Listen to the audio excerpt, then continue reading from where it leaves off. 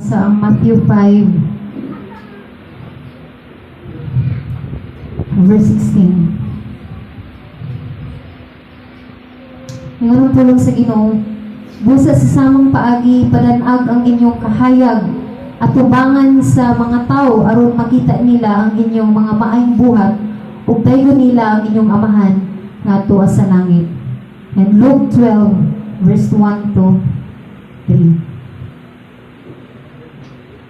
Luke verse 1 to 3. Mundre, usa kay gayon ni ana nilibog ka mga tao ang nagpunsisok kaniya og tungod niini, nagtinumbanay na sila.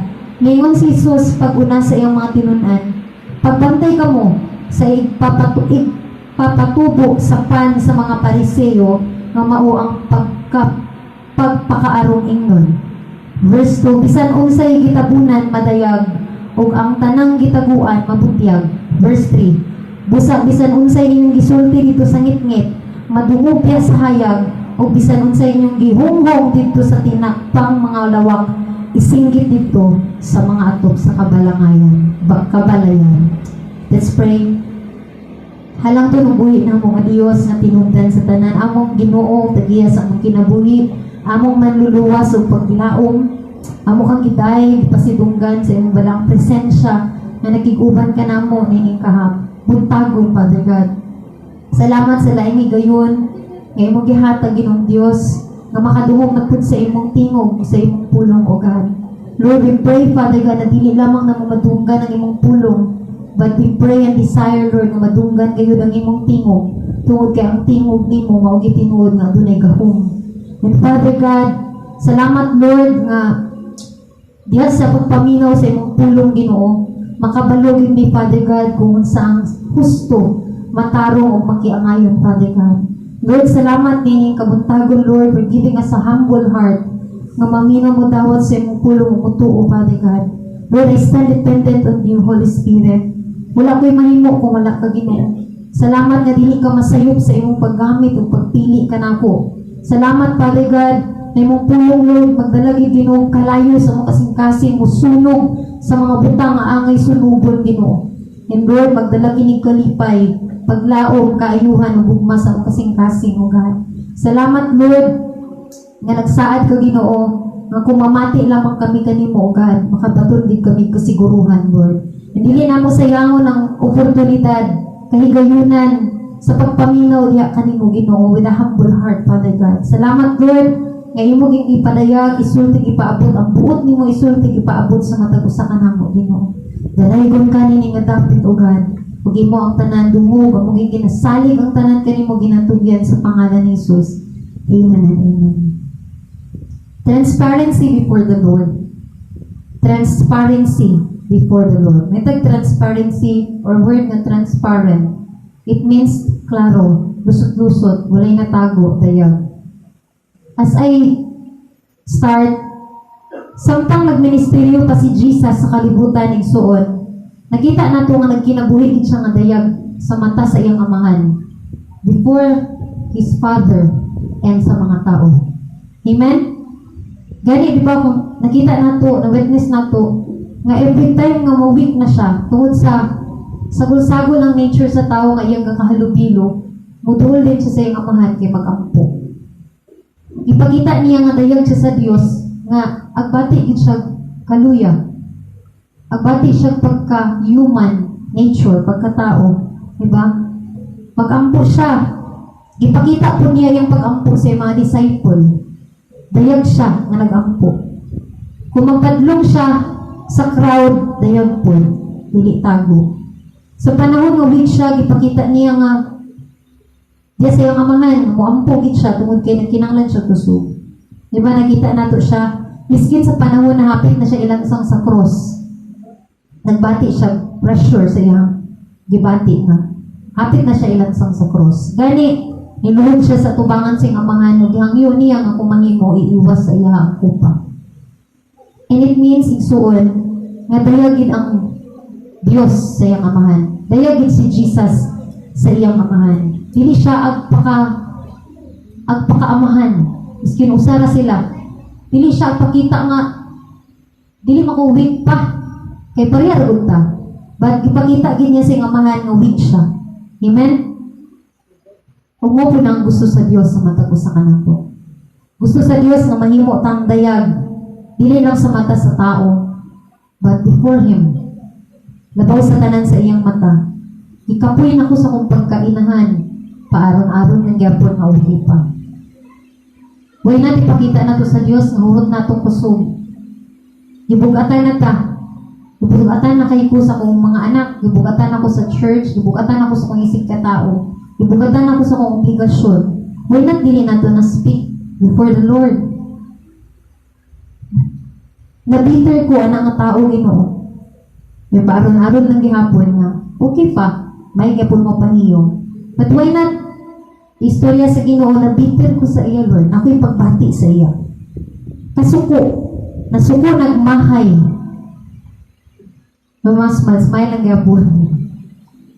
Diba? Sa Ginoo, suko na kayo kay, talaga masasugo sa Ginoo.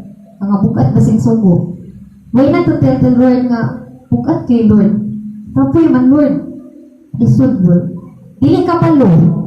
Parang aron nagyapon nga kapalo. Dagag na ipaluan. Why not to tell the Lord nga, wala ko'y kahipaluan na Lord. Dili ko kabalog storya Lord. Dili ko kabalog. Handala ni Lord. Sangkapa ko Lord. Dili kasabot. Sa di kasabot, sabot mo ko. Sabot mo ko na nga tao. Wala lang may man sa Ginoo nga Lord, wala ko kasabot sa iya, pasabta ko. Wala ko kasabot sa imong pulong Lord, pasabta ko. And never gid ang Ginoo magkulang sa pagpasabot.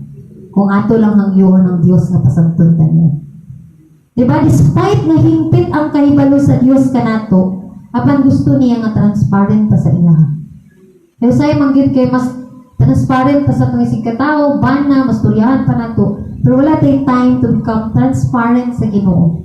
Nga isultin sa iya, iyad sa iya ato kasing-kasing, ato gibati, ibuga sa iya tanan. Diba? Siya man ang Dios nga, kung ato siyang sultian, dili siya ag balibad, di siya condemn sa ato, dita niya ag balikason, kaya nga man sa, diba? Siya ang Dios nga, ag kaistoryahan yun na to. Siya ang Dios nga, agpasabot, agpahupay. Siya ang Dios nga, gahatag yung understanding sa mga butang alibog ta, dili ta kasabot. Transparent nga word means walay itago dayag. Dili lang sa mata sa tao, but kundi sa mata sa Dios. Gusto sa Ginoo nga mahimo tang tinuod sa iya ha.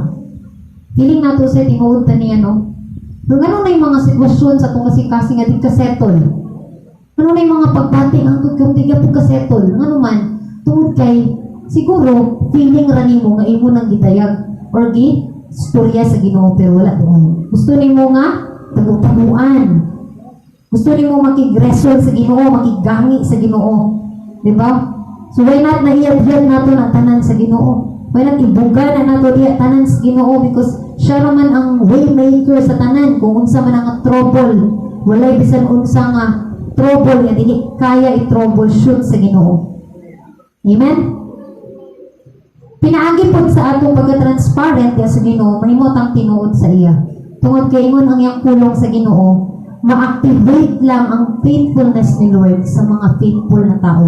Psalms 18 verse 25, nag-ingon dire, matinud-anon siya sa matinud-anon kaniya. Dili ginato ma-experience ang faithfulness ni God, dili gina ma-activate sa atong kinabuhi experiences matag adlaw, dili sa ta faithful niya. Lord, sa kay wala ka kasabot, tungod kay wala ka niilas yung mo galingon mo ka kasabot, di mo masinati ang fountain nga gikan sa Dios nga understanding nga nag-apaw, abundant understanding nga nagikan sa Dios. Sige ra gyud kag kalipog, sige ra gyud kag tigpakasabot, tungod kay wa nimo gihilang nga wa ka kasabot. Dili ka ka-activate ang wisdom nga naa ni Lord, nga pwede niya ibubo sa ato, tungod kay wala man tanang amo, wala tanan nimo ha. Diba again, matinud-anon siya sa matinud-anon kaniya. Nagyoy edge, nagyoy advantage kung matinud-anon pa sa Ginoo. Wala tayo ginatago sa iya ha. Miski ito dayag na sa iya ang tanan, pero gusto sa Ginoo nga, ato ginang litukon, ato ginang ibugai, ladlad sa iya tanan kung kinsa ta, unsa tong gibati, unsa tong kaluyahon o asa talapit. Di ba? Kung sa atong sitwasyon, status, atong kasing-kasing. E wala ilain nga makahatag ka na ito o kaayuhan o nihim. And by being faithful to God, kung kinsa ta, masinati ginato ang faithfulness niya sa ato. By being transparent, masinati nato kung kinsa pud ang Dios, kung unsa pud siya ka-transparent sa ato. Wala siya gitago miskin gamay nato. Amen? Wala siya gitago miskin gamay. Gani gihatag niya yung pulong kay para dili matago ang tanan sa ato. Kung gusto niya na transparent siya nato. Wala niya gitago ang kamatuoran sa kaluwasan, sa kinabuhi. Wala niya gitago that He loves us, He accepts us, whoever, kung kinsa man ka. Imagine kung kanang bisod kayo no kung natay ginataguan, ang kanang dita comfortably, miskin sa usa ka tao. Kung natay gitaguan sa usa ka tao, dita comfortably mag-istorya sa iya, dita katutok sa iyang mata, dili comfortably nga makauban siya sa usa ka iriya nga naa siya kung natay gitago sa iya. Diba? Ato po pamalandungan ng mga tao nga nailahi og identity, samaan ng may mga ipili nila mahimo silang gay or tomboy. Diba? Usahay kay tungod sa isod kayo i-open sa ginikanan nga inani ko, inanak ko. Diba ka nang magpakaaron-aron sila nga anak sila para balisod ka, haway ka ayo. And imagine kung inanak ka, hindi kita kalahunday sa itong kinabuhi. Diba? Nga nang magsigitag paaron-aron sa mata sa Ginoo nga ingon anak ta, dili gyud ta kalahunday. Amen? So, diba? Even yung mga disciple, o even sa iyang mga disciple, so on, dayag ang Diyos. Amen. So, sa unsa nga pamaagi nga mahimot ang transparent sa Ginoo, gusto ko inanak ko, so on. Gusto ko inanak ko siya, gusto ko inanak ko te. Ang ganang transparent ko sa Ginoo, unsaon ako, unsa ko angay buhaton. Kitang tanan lagi kaluyahon. Diba, nagitay kaluyahon, lain-lain ang tentasyon sa itong kinabuhi. Ang uban, dili sila nga part weak, dili po sila strong, dili sila nga part ag tintalon, diba? Dili po sila nga part ag paka-overcome. Kitang tanan na adunay mga kaluyahon. And ang pag-ila sa atong mga kaluyahon igsoon is dili na siya pinalawan at tubangan sa Ginoo. It is a sign of humbleness before Him. Nga ito nang i-open sa iya, namutang transparent sa iya, tungkol gigihila na ito nga, without Him, wala tayo mahimo.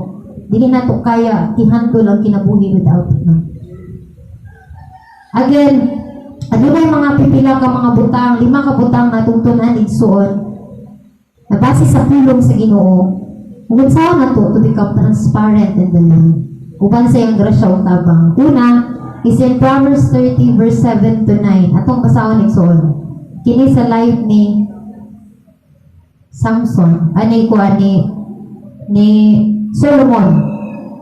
Proverbs 30 verse 7 to 9. Ingat siya, o Ginoo nangayo ako kanimog duhang kabutang. Ihatag intawon kini kanako sa dili pa ako mamatay. Yan yung prayer. Ipahilayo ako sa mga limbong o pakak o kayo ako himuang kabus o dato. Hatagi ako pagkaon nga igos akong gikinahanglan. Kay kung hatagan mo kong sobra, tingali unyag dili ako makailang kanimo. O Ginoo, apan kung kabus usab ako, tingali matintal ako sa pagpangawan o mapakaulawan ko ang akong Diyos. Number 1, igsoon, to become transparent as goodness, acknowledge your weakness. Ilha ang imong kaluyahon. Again, sa atong pag-ila sa atong kaluyahon, igsoon, wala na nagpakita ng talawang ta. Wala na nagpakita nga kanang liya ta or dili ta strong nga pagkatao. But acknowledging your weakness, sama ni Solomon, sa iyang prayer, gipangay nas Ginoo ay tagay sobra Lord kay kabalo ko sa akong kaluyahon. Akong daghan ang ako malimpan tagid ka. Diba? Bless kayo pamalandungan ang kinabuhi ni Solomon nga pangayuhan ra niya sa Ginoo ang sakto lang tungod kay para dili siya mawala sa Ginoo. Kay kabalo gid siya nga kung sobra mawagid siya sa Ginoo. Acknowledge your weaknesses. Dili tinaluwan ang pag-ila sa atong kaluyahon. Sinyalis kini sa atong pamapayulungsanon na tubangan sa Ginoo.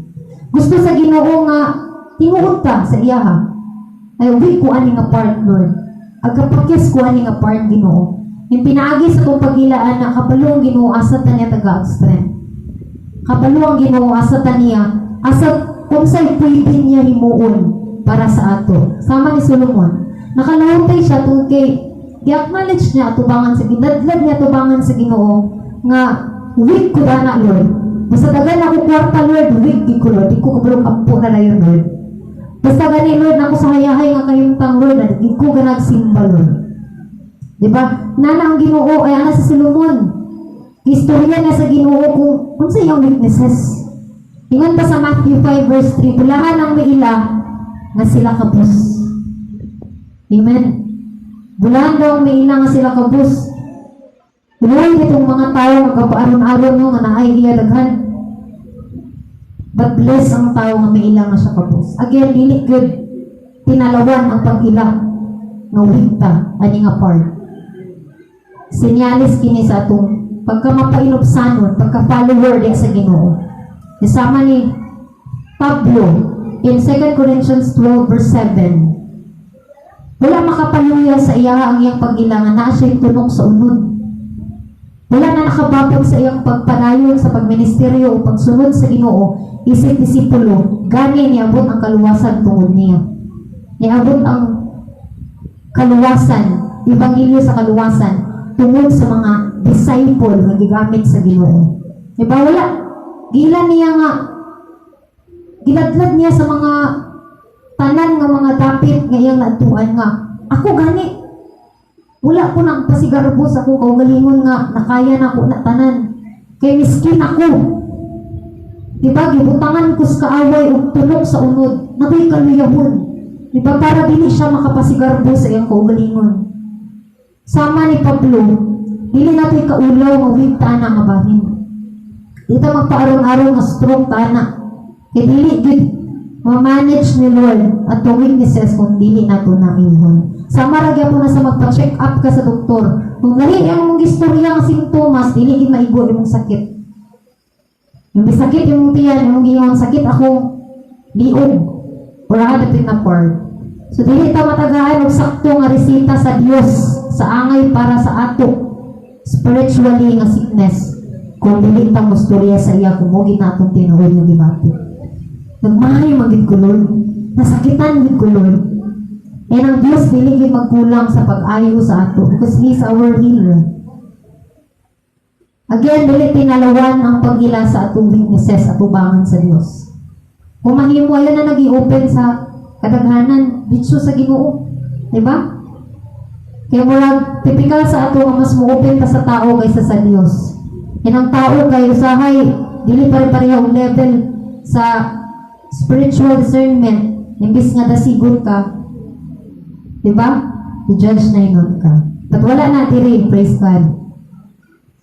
Ikadua, explore how to become transparent to God is in Psalms 136.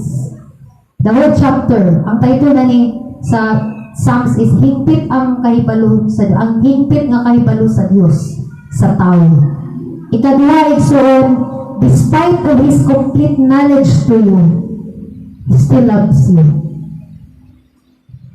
Kabalo na gid ang Dios kung kinsa ka. Despite nga kabalo siya nga inanak ka sa tago, inanak ka sa dayag, inanak ka sa balay, inanak ka sa church, inanak ka sa balay, inanak ka sa public, but He still loves you. Nganay kaulaw man na nato istorya sa Dios nga hingpit man gyud ang iyang kahibalugan nato.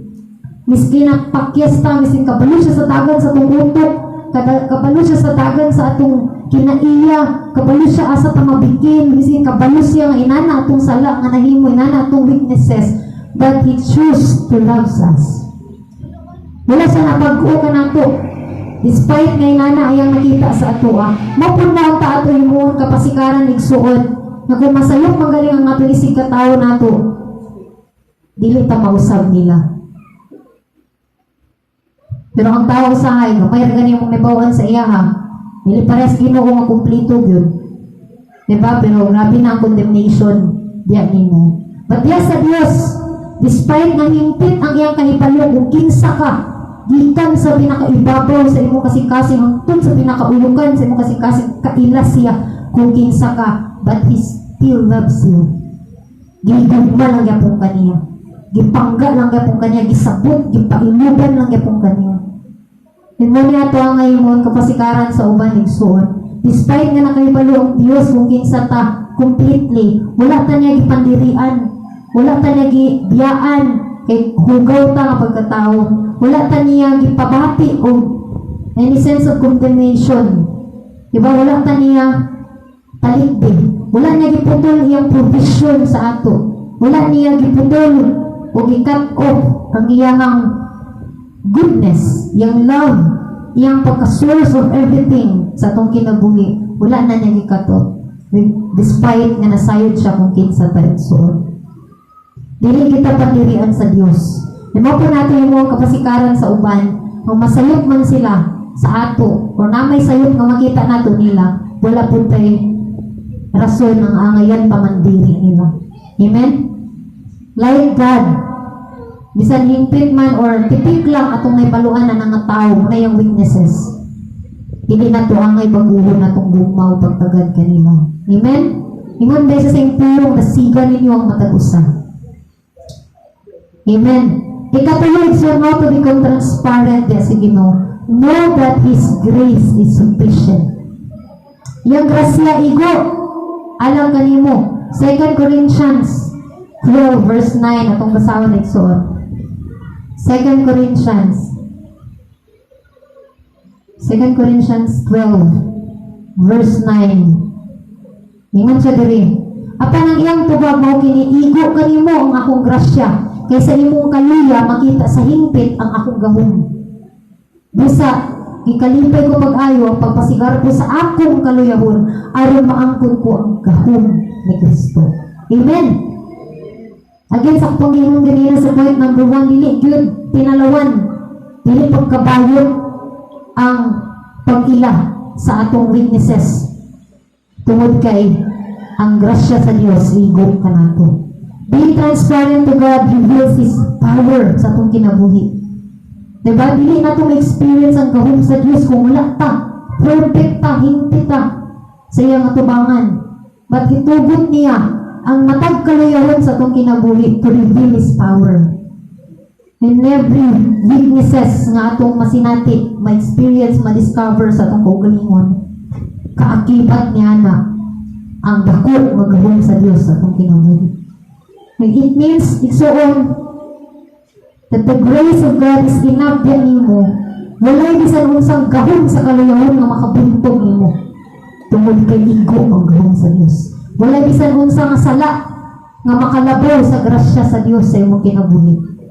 Amen? 2 Corinthians 12 verse 9, His grace is sufficient.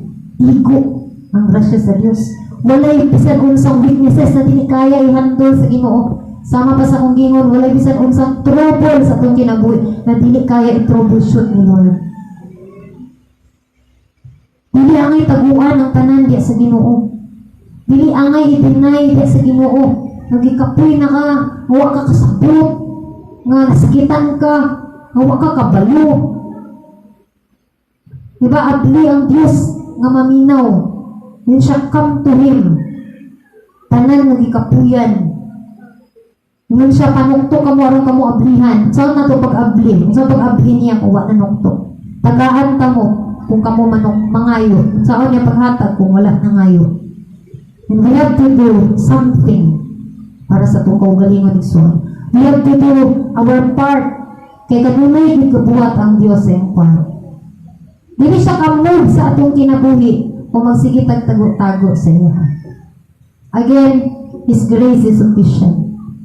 Hinumdumi kanunay nga bisan unsa pa man kadako imong pagtan-aw ana imong weaknesses and so on, mas dako ug mas gamhanan ang grasya sa Dios sa imong kinabuhi. Ikaupat, how to become transparent diya sa Dios is in Psalms verse 6 at chapter 6 verse 2. Ingon si David ani, Psalms verse 6. Ay, chapter 6. Verse 2. Ingon siya dire, si David nag-ampuan ni. Kaluyin taon ako, kay ako luya na. Ligo na ako, kay ako wala na'y umoy. Ang atong kaluyahon igsuon, atong gamiton, ng kapasikaran sa atong pagpakiluoy sa Dios, dili himuong katarungan para sa pagpakasala. Ingon siya dire, ingon si David, kaluyin taon ako, kay ako luya na. Ligo na ako, kay wala na ako'y umoy. Again, ang atong kaluyahon, atong gamiton, nga kapasikaran to pray.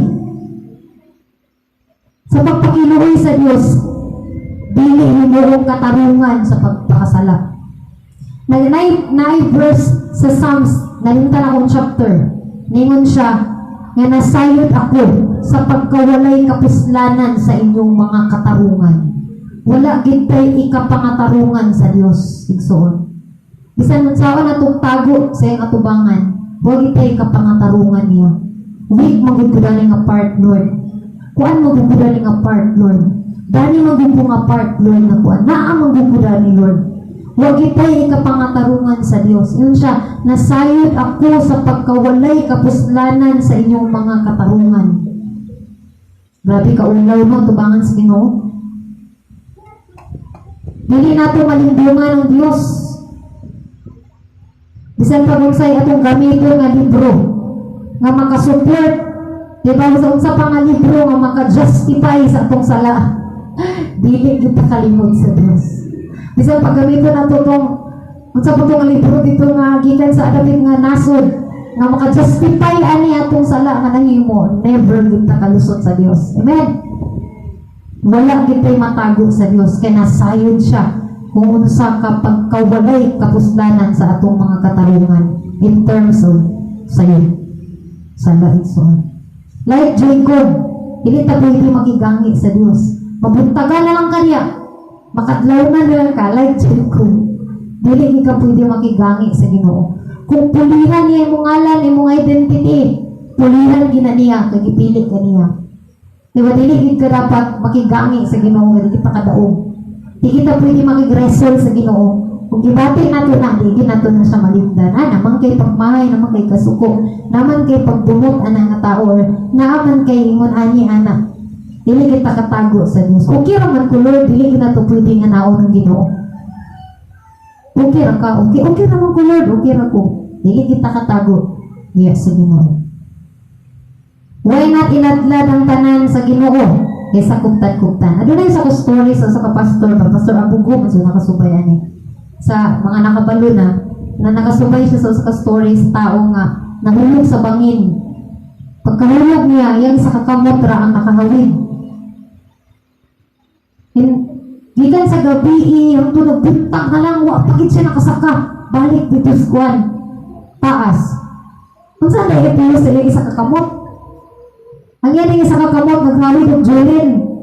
Di na gusto bilhin ng Jolene. Ang tumabintaga na naging siya, wagin siya nakabalik. Pagsaka dito sa pangpang, ano man, gikuptan-kuptan niya ang Jolene. Mahadlok siya nga mawala ang Jolene. And kita lang nasayod kung sa atong ginakuptan karon. Manama kay Jolene, nagikaptan, buhiin na na isuon. Ben, dili kita mahimong, maluwas. Dili kita makagawas sa itong kahintang na magsigil kong babit. Sige kabugatan, sige kabitir, sige kasuko, sige ka hawi ba rin nga kinabuhi, sige lang tagpakarungin nun, papretend, naukita sa mata sa atong mga anak, mata sa atong mga igsuon, o ginikanan, kaubanan sa church, kang pastor, diba? Kung naamang galing tayo, Joven, magiguktan, igsuon, buhay na, kaya magdala nagpiligro sa atong kinabuhi. Kung nagdala man nagpagkalisod-lisod sa atong kahintang, buligin na. Kung ang ML, nagdala man nagkasamok sa imong pamilya, ginikanan, buligin na. Kung nagdala man nagtrouble sa imong relasyon, sa imong ginikanan, buligin na. Kung ka nga tao nga imong nahigugmaan, nagdala na nag-bitterness sa imong kasing-kasing, buligin na. Magpagbate. Kung ka na imong pagmahay na nga tao, sige ra ka na nagka-ugpas, buhiin na nga Julian igsoon. Hallelujah. Sama ni David, pakinuwi sa Ginoo. Wala tayong mahimo without God. Ampo, waan nga pagbati, Lord. Waan nga kaluyahon, Lord. Waan nga addiction, Lord. Waan na Lord nga distraction, Lord. Ipalayo ko na ni Lord.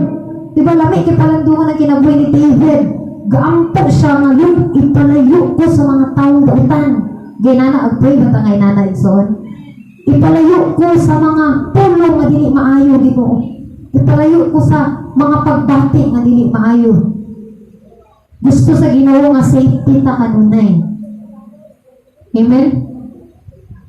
In Psalm 145 verse 8, igsuon, nagingon, God is loving, God is merciful, slow to anger. Despite sa atong mga kapatyasan, He never give up on us because He loves us. Sama sa iyong gibuhat sa Nineveh, grabe ka mga tautan ng mga tao dito. Diba? Batungod kita ko man yung pagigugma ato nga tao, ato nga mga tawhana, gusto niya nga bulian nila ang pagpakasala. Gisugo na si Jonah, nilihay pagin si Jonah. Kinsa nilihay ba? Nilihay pagin si Jonah. But despite nga si Jonah nag-disobey sa iya, dili giganahan si Jonah, gipush niya po ni Lord yung plano, po kinahigugma siya ato nga mga tao. Nga nang yapon pagin igsuon. Ano balik-balik maging si sister o pa-remind na yung inani? Tungod kay gusto sa Ginoo, nga buhian na nato. Tungod kay nahigugma ang Ginoo. Na yung mga tao ngayong gamiton to reminds us nga mabuhian nato na nga mga butang because He loves us. Kapangambo ang Ginoo nato. Lamig kay palandungon nga pangambo ang Ginoo nato. Mga young people, di ba na ay uban nga ipangambo nato. Pero ang Ginoo, pangambo nato, nino nato kay taga-agugma. Di ba? Pagtagad, panahon. Natong tao, nino nga di pangambo nato, bilar-bilaran nato. Di ba? Pero ang Ginoo, nga kanunay naglakag nato, mamaot man atong kinabuhi, o mamaayo man. Despite sa iyang kumplito nga pag-ila nato, nga inana takabidya. Di ba? Pero still loves us. Pangamuan ipunta niya da. Matigid ang Ginoo na. Kita pa ba? Dili mangamu sa Ginoo. Grabe choosy nagkikita na na, di ba? Si Jonah, suko-suko na gid siya. Gilaya na sa Ginoo kahoy kay suko kikis Jonah. Gusto gini Jonah nga madayon gid nga masimutan ang mga tao sa Nineveh. Pero ang Ginoo, ano kasuko man ka Jonah? Ako mangganing dipalaya ng tanong nga karon ra na nabuhi kadto pa ba kang mga tao, di ba nga ako'y nagbulda nila, ako'y naghatag nilang sama sa akong itsura. Gihigugma ta sa Dios. So dili siya gusto nga mag-struggle ta kanunay, dili siya gusto nga magsige nga pagtago niya. And last section, how to become transparent before the Lord. Let your light shine. Sa Matthew 5 verse 16 sa atong kay verse, buhato na to ang gibuhat sa Dios. Buhato na to sa uban ang gibuhat sa Dios kanato. Let your light shine. Tuguti nga ang Dios may maghinlo sa mga buling sa imong lamparahan para makasiga ng balik. Tuguti nga tugilan sa Dios ang imong nagmala na nga lampara sa kinabuhi para makahayag ka balik. Lagyan mo na yung purpose yan mo na may mo pang kahayag sa tanan o sa uban igsuhan. Let your light shine. Ayaw pagtago. Ayaw pagtuguti nga kanang gugma nga gintanom sa Dios sa imong matabunan na sa ukaling. Kanang ukaling bitaw sa lampara. Sa iyo kay pag mapuno na maukaling ang magkuha na itong nang di na dayon mo siga. Ayaw tuguti. Ayaw tuguti. Tuguti ang Dios nga iyan ang limpyuhan. Very revealing kung sa atong status. Lord, gikapoy na ko, napuno na ko. Lord, nahurot na akong good man, nahurot na akong pailog. Lord, tubili ko, Lord. Di kayo bisag kay, tama na na ang pailog kay, bigapo ng storya sa Ginoo. Lord, may nanagig akong pailog, Lord, kapoy nagig ko, Lord. Diba, ang Diyos, piligid siya matabunan sa iyong pagka-fountain. Fountain of love, life, hope, joy, dili gid siya matabunan. Dili sa periodo ng mga tubod diya nga agka tabunan sa balas or agka pulyot batang Dios. Di gid siya katabunan, di siya kahugdan. Pirmi siya gatubod, sound lang gid sa ta, pirmi. Pero sa na to pag sound, kung pirmi ta, gaila nga puno ta. Puno sa kaugalingon nga kagustuhan, puno sa kaugalingon nga kaulit or kasuko, karbo, pagmahay, tanan. Saan na lang pagtubil sa Ginoo, di ba pwede sagol. Ang hugaw o ang limpyo kay wag hapon ay pulos. Amen? Hindi niyo mo pwede ibutang sa daan ang bag-o. Kinanglan nato sa ginang limpyuhan para pag-utanan. Again, nagsuon, gusto sa Dios na may mutang dayag kaniya. Dili ta magpabilin sa gishare pa ni Melody sa akong cell group magsuon na itong yagi. Ingon siya, ang iyahang title sa iyahang kanang gishare kay false view of self. Dili nato pasagdan nga